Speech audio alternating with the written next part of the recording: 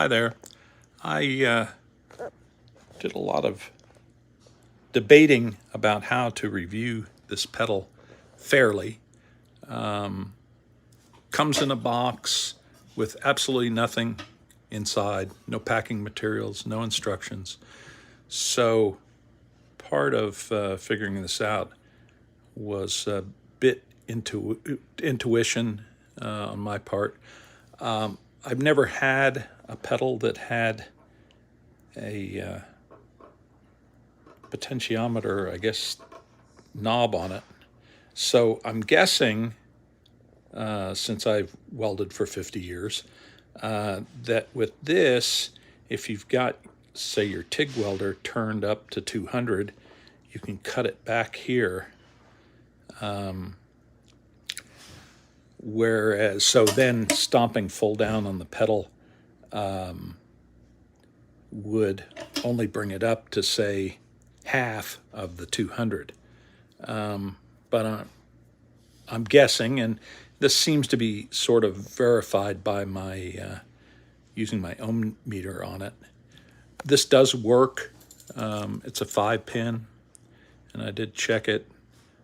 Because there's no instructions, it took me a little internet sleuthing and some trial and error with my probes to figure out which pins do what.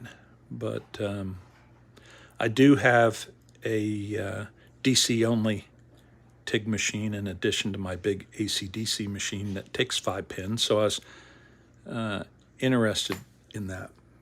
But now, here's the part that plagued me on how to be fair. Has a pretty good, no stress relief, but has a nice gland nut all on here. And all this dust, this is the way it came in the box. Decent length cord, which is important. Has a spot for your heel. Now, when you push down on this thing, it has sort of a weird feeling action. First of all, and part of this is addressed to the manufacturer, this needs non-skid tape on it. Just a smooth surface like this, wholly inappropriate to use as a welder switch. This absolutely, and I have some. And part of my debate was, should I fix this before I review it or show it the way it is? This absolutely needs non-stick tape, which I will be putting on it. This is bizarre manufacturing. This is the kind of stuff you do in your own home shop, putting double nuts on things. I don't know what's up with that. Here's, oops, more dust. And remember, be fair, this works just fine. If we can see in here, the spring is not held at the top. So see, as you use it, it works its way around until it's laying over. So periodically you have to go in and grab a hold of this and angle it back out there. Now the other thing that's a major problem, see the double nuts again. Now watch as it goes down. It rubs against the slot there and increases resistance as you go down to the floor. Very strange. Now, you see how everything's wobbling around in here? That's simply because the holes that are drilled in this are 1/4 inch, and the bolts, I'm thinking, are metric size.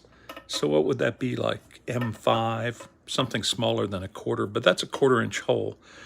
So when you do these modifications, I'm going to recommend in just a second, use 1/4-20 stuff. It'll fit right in here and make a much snugger fit. So when you go and lay into this, see all that play in there?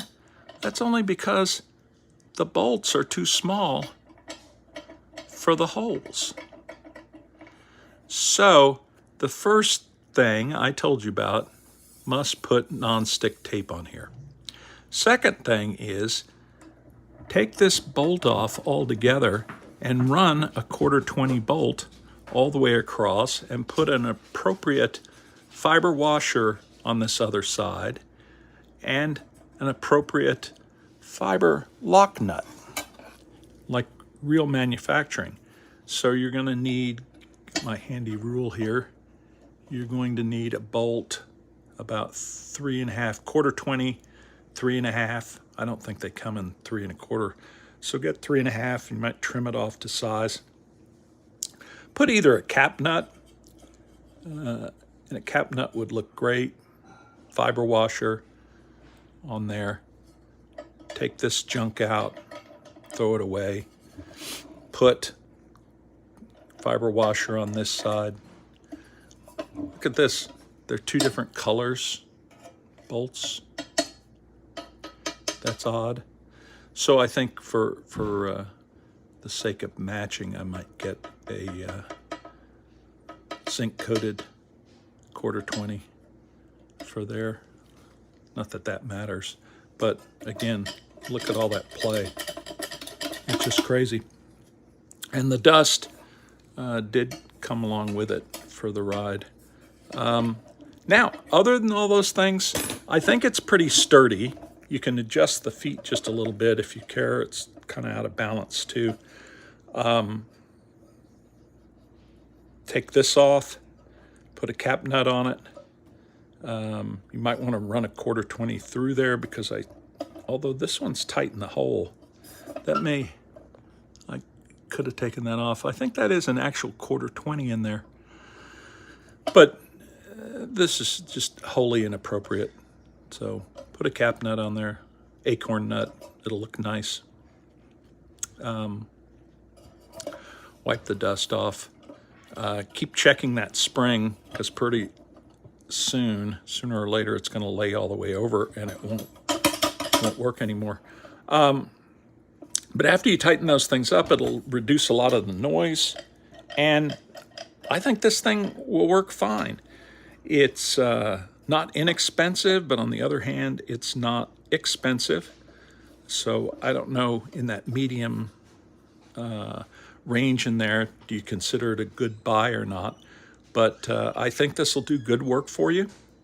I didn't open it up, probably should have, to see what's inside, but I'm sure has the standard potentiometer kind of setup in there with a few wires that go over to the secondary control. To me, I don't care anything about this secondary control.